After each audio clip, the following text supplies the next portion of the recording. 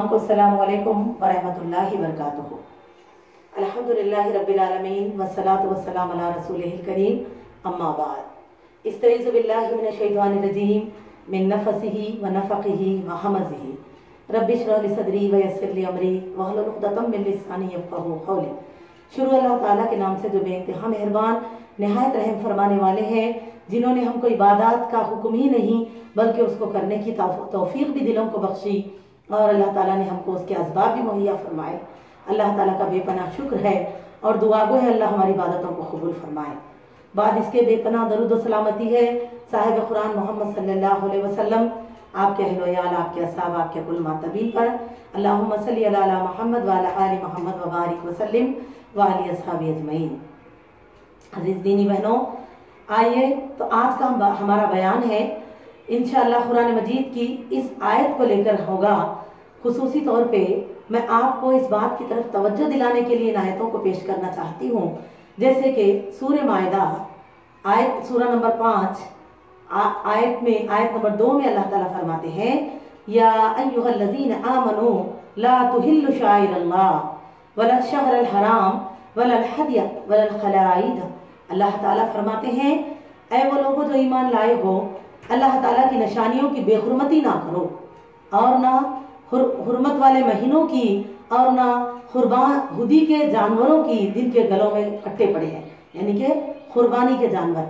तो इस जानवरों का जिक्र किया जा रहा कि इनकी तुम बेहुरमती ना करो। पहली बात अल्लाह ताला ईमान वालों को मुखातिब फरमा के फरमा रही, जिस तरह नमाज रोज़ा हज ज़कात का मामला है मेरी बहनों, इसी तरह हम ईमान वालों पर यह बात भी लाजिम है कि हम अल्लाह की निशानियों का भी एहतराम करें। अल्लाह ताला इस आयत में इसी बात की हमें तालीम दे रहे हैं और फरमा रहे हैं कि तुम हुर्मत वाले महीनों का भी एहतराम करो। हुर्मत वाले महीने कौन कौन से हैं और कितने हैं, जिसका जिक्र अगर हम देखेंगे तो सूरह तौबा सूरह नंबर 9 में अल्लाह ताला आयत नंबर 36 यानी 36 में फरमाते हैं कि हमने तुम्हारे लिए साल के 12 महीने मुकर्रर किए, और इनमें 4 महीने अदब वाले हैं, यानी कि एहतराम वाले, हुर्मत वाले हैं।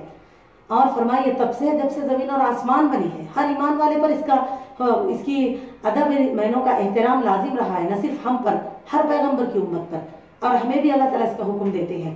और वो कौन कौन से हैं?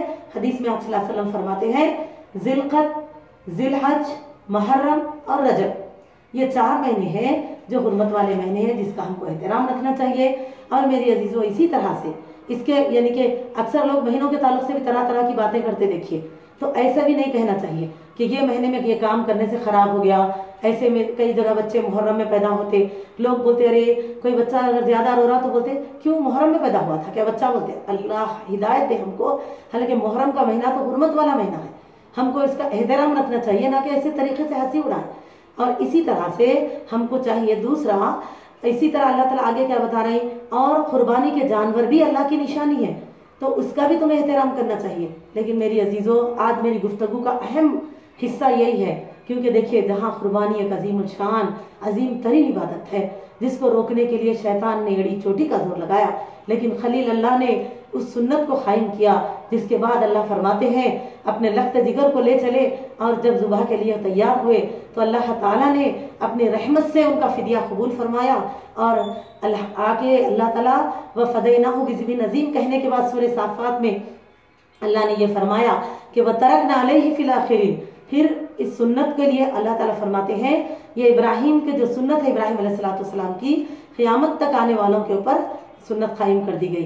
तो अब हम देखते हैं जिस सुन्नत के इतना अजीम वाक़या जिसके पीछे है, और जिस वाक़े से हमको एहसास होता है कुर्बानी कितनी अजीम इबादत है, क्या बेहतरीन जज्बा अपने ईमान की पहचान है, हमारे औलाद की जान बख्शी का शुक्रगुजारी है। तो बावजूद इसके मेरी बहनों, आज हमसे जो हो रही है गलती वो ये है, देखिए कि हम इसका एहसास रखते, उसका इकराम करते, बस इसके आज हमें कई सारे मुसलमाना ने दीन जो सही इस्लामी तालीमात से दूरी का नतीजा है, या अल्लाह दुनियादारी में वो इतने खो गए हैं। आज मामलात कुछ ऐसे चलते हैं कि कुर्बानी के दिनों में, अय्याम कुर्बानी में अक्सर हमारे डीपी पर, हमारे व्हाट्सएप के स्टेटस पर फोटोज लगे हुए मिलते हैं। देखिए कैसे रहते कि एक बकरा अंदर से झांक रहा है गेट के अंदर से, और उसके नीचे लिख दिया जाता ईद हो गई क्या। तो इसका मतलब हम क्या बताना चाह रहे हैं कि बकरा घबरा के भाग गया ईद की वजह से, कि उसको पकड़ के कुर्बान कर दिया जाएगा। تو ہم عید کی ہنسی اڑا رہے ہیں اس سے، اور یا قربانی کی ہنسی اڑا رہے ہیں۔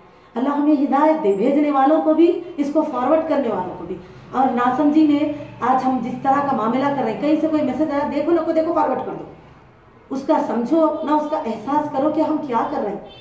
غیر مذاہب دیکھیں گے تو کیا سوچیں گے کہ مسلمانوں کو خود اپنے اسلام کی احترام نہیں ہے۔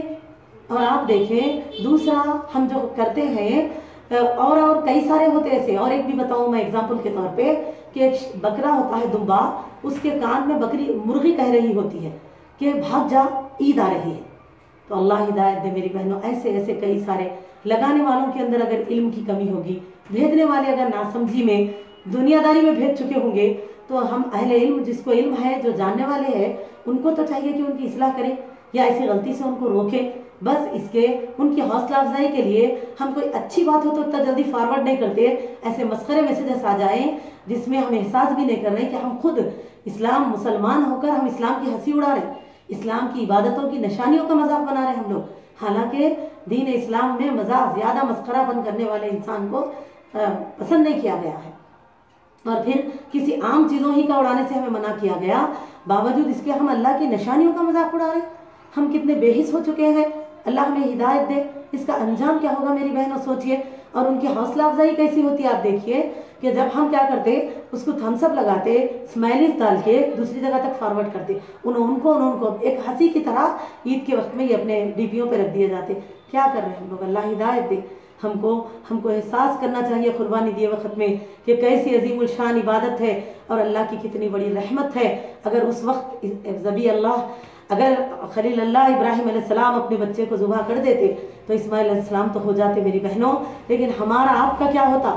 ہم کیسے اگر وہی سنت ہوتی تو کیا ہم اس پر عمل پیرا ہو سکتے تھے؟ سوچئے۔ تو ہم سوچنے پر ہی ہمارے رونگٹے کھڑے ہو جا رہے ہیں، اللہ کیا ہم وہ کر سکتے؟ تو پھر کیسے ہم اللہ کے دین کا ہنسی مذاق بنا رہے ہیں؟ ہم کو احساس کرنا چاہیے اور ایسا کرنے والوں کی اصلاح کریں، ورنہ تو دیکھا ان کے تعلق سے اللہ تعالیٰ قرآن میں کیا بیان کر رہے ہیں۔ سورہ نساء سورہ نمبر 4 آیت نمبر 140 پڑھ کر دیکھیے، جس میں اللہ تعالیٰ کیا فرماتے ہیں۔ اللہ سبحانہ و تعالیٰ فرماتے ہیں، اے محمد صلی اللہ علیہ وسلم، اعلان کر دو میری اس کتاب میں کہ تمہارے رب کا یہ فرمان ہے کہ جو لوگ اللہ کی اور اس کی آیتوں کی ہنسی اڑائیں، تم ان کے قریب بھی نہ بیٹھنا۔ یہ ایمان والوں کے لیے حکم آیا۔ اور بے شک اس زمانے میں جبکہ نزول قرآن کا زمانہ تھا میری بہنوں، کافران مکہ، مشرکین مکہ، اور اسی طرح مدینے میں جو کہ یہودی تھے رہتے تھے، جس میں کچھ یعنی کہ ایسے لوگ تھے جو قرآن مجید کی باتوں کی ہنسی مذاق بنایا کرتے تھے۔ تو اللہ تعالیٰ ان لوگوں کے لیے بات بیان کر رہے ہیں کہ اے ایمان والو، اگر کبھی تم دیکھو کہ کوئی منافقین بھی، کیونکہ یہودیوں میں سے کئی لوگ اسلام کی طرف اگر منافق بن چکے تھے، تو ایسی چیزیں ہوں تو اللہ فرماتے ہیں تم ان کافروں مشرکوں کے قریب مت بیٹھنا جو کہ اللہ کی آیتوں کی ہنسی مذاق بنائیں، اللہ کے احکام کا ہنسی مذاق بنائیں، اور ان سے الگ ہو جاؤ یہاں تک کہ وہ اس بات کو ختم نہ کر دے، ورنہ تم بھی انہی جیسے ہو جاؤ گے۔ اللہ سبحانہ و تعالیٰ فرماتے ہیں تمہارا بھی شمار انہی میں سے ہوگا۔ پھر ہمیں احساس کرنا چاہیے میری بہنوں، آج اگر کوئی انجانے میں یہ کام کر رہا تو ہم ان کی اصلاح کریں اور اس سے چیزوں کو روکیں۔ بس اس کے ہم خود اس کا مذاق بناتے ہوئے ایک دوسرے کو فارورڈ کرتے ہیں، بہت ہی غلط اور تکلیف کی بات ہے۔ ہم کو احساس کرتے ہوئے اہتمام قربانی کرنا چاہیے اور اللہ تعالیٰ کے شکر گزار ہونا چاہیے، قبولیت کے لیے اللہ تعالیٰ سے دعا کرنی چاہیے، اخلاص کے ساتھ عبادت کرنی چاہیے۔ بس اللہ سبحانہ و تعالیٰ سے آخر میں دعا ہے، اللہ تعالیٰ ہم کو الفاظ کی زیادتی ہو جائے تو معاف فرمائے، لیکن اللہ ہم سب کو صحیح اتباع حکم کی، اللہ کے حکموں کی اتباع کرنے کی توفیق دے، اس سے اسلامی اتباع کی توفیق عطا فرمائے، اور اللہ تعالیٰ ہم سے ہو رہے جانے انجانے غلطیوں کو معاف فرمائے اور ہم کو اس کی اصلاح کرنے کی ہدایت عطا فرمائے۔ وآخر دعوانا الحمد للہ رب العالمین۔ السلام علیکم ورحمۃ اللہ وبرکاتہ۔